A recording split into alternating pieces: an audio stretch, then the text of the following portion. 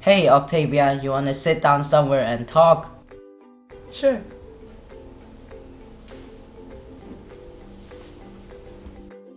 Hey Octavia, you look down today. What's the matter? I'm having a bit of problem with this screwdriver. I'm listening. I was trying to find it for a year to fix something, but when I found it, it became too rusty to be of any use. Hey, you guys there! Why so down today? My screwdriver rusted and I cannot use it. Have no fear, I have a solution for you. What in the world is that? Wish you could get the icky rust off your metal tools and whatnots. Look no further. ERK, Electrolysis Rust Removal Kit. Just listen to these satisfied customers.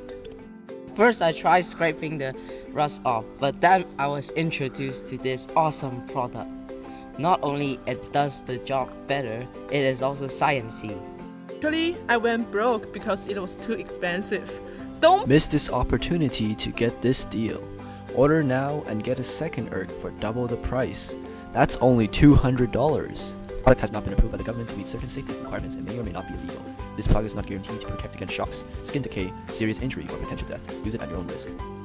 Now a brief history.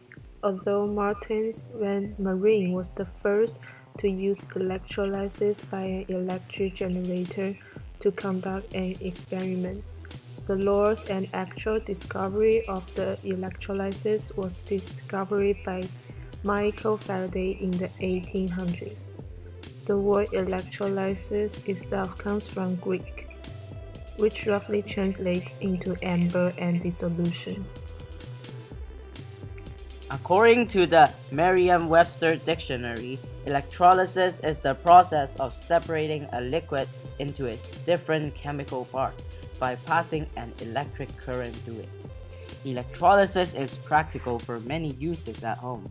For example, removing rust from a piece of metal. For a general electrolysis setup, you need a container and two electrodes, which one is positive and one is negative, connected to the battery. The positive one is called anode and the negative one is called cathode. In this experiment, we will separate lead-2-bromide into two different kinds of elements. This can be defined as decomposition reaction. As electric current passes through the substance, lead-2-bromide breaks down into two different ions, which is lead ion and bromide ion. Both ions would get attracted to different electrodes. Leads are positive, so they will go to cathode, which is a negative electron, and bromide ions are negative, so they will go to anode, which is positive electron. The lead bromide would get two electrons from the electrode, which makes it stable, and the bromide ion would give out two electrons to the electrode, making it stable.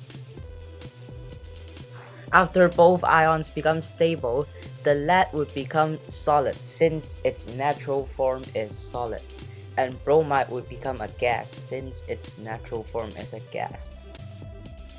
As a result, you can see bubbles forming in the anode, which is a sign of bromide gas, and scraps of lead metals under the cathode.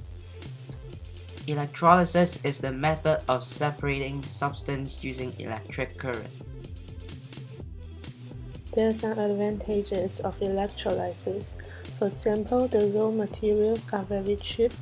The purity of the metals is sufficient for most steelmaking purposes, and it also prevents corruption or rusting.